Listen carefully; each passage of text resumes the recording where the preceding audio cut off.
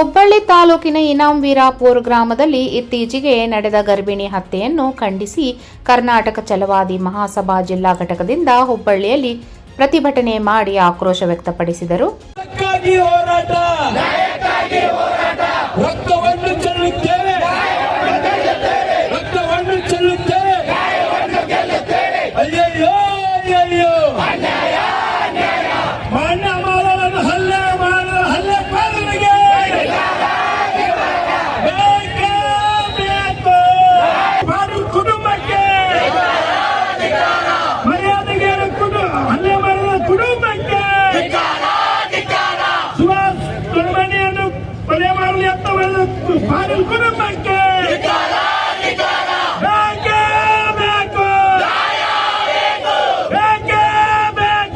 ನಗರದಲ್ಲಿಂದು ಪ್ರತಿಭಟನಾ ರ್ಯಾಲಿ ಮೂಲಕ ಆಕ್ರೋಶ ವ್ಯಕ್ತಪಡಿಸಿದ ಅವರು, ಮಾನ್ಯ ಪಾಟೀಲ್ ಹತ್ಯೆ ಖಂಡನೀಯ, ಇಂಥ ಆರೋಪಿಗಳಿಗೆ ಗಲ್ಲು ಶಿಕ್ಷೆ ನೀಡಬೇಕು ಎಂದು ಒತ್ತಾಯ ಮಾಡಿದರು. ಜೈ ಭೀಮ್.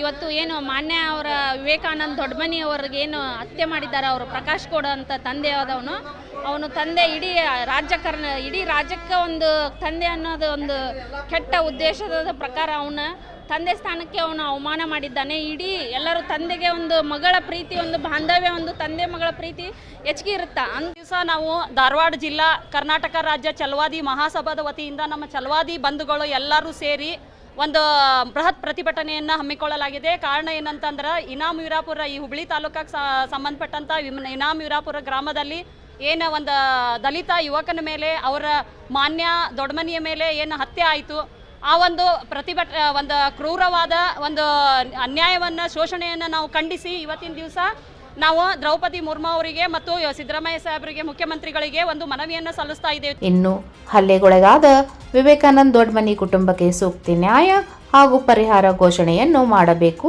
ಇಲ್ಲವಾದರೆ ಮುಂದಿನ ದಿನಗಳಲ್ಲಿ ಉಗ್ರ ಹೋರಾಟ ಮಾಡಬೇಕಾಗುತ್ತದೆ ಎಂದು ಎಚ್ಚರಿಕೆ ನೀಡಿ ತಹಶೀಲ್ದಾರರ ಮೂಲಕ ರಾಷ್ಟ್ರಪತಿಗಳಿಗೆ ಮನವಿ ಮಾಡಿಕೊಂಡರು. 9 ಲೈವ್ ನ್ಯೂಸ್ ಹುಬ್ಬಳ್ಳಿ.